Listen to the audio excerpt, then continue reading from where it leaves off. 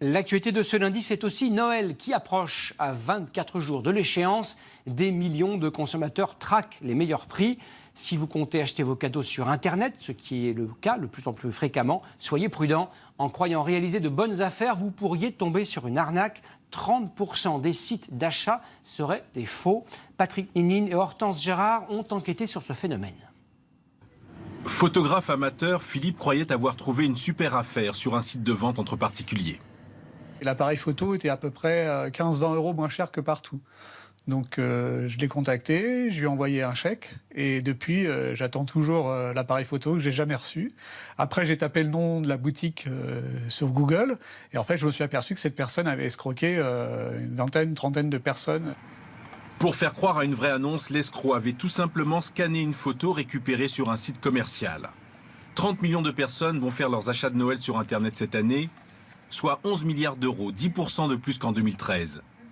Le plus gros risque est de tomber sur un faux site. Soit c'est un site fantôme qui ne correspond à aucun magasin, soit c'est la copie d'un vrai site.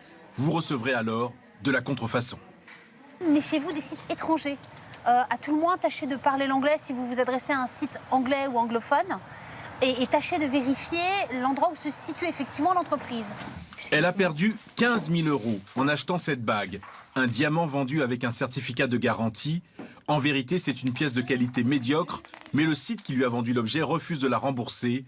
Elle a porté plainte. Avant même de faire le virement, j'ai été voir mon banquier, vérifier si cette entreprise est bel et bien enregistrée à Paris. Après réception de cette bague, j'ai dit voilà, ça ne correspond pas à l'achat.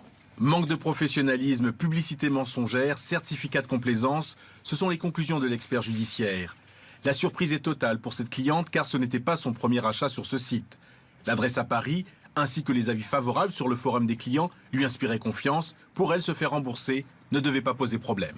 Bizarrement, je crois 1 ou 2 mois après, cette entreprise, liquidation judiciaire. Comme c'est une liquidation de l'entreprise, on ne peut rien faire. En réalité, la société est basée à New York. L'adresse à Paris n'est qu'une domiciliation commerciale. L'ancien gérant a disparu. Une piste pour le retrouver peut-être. Un autre site a été recréé et le moins qu'on puisse dire, c'est qu'il ressemble étrangement au précédent.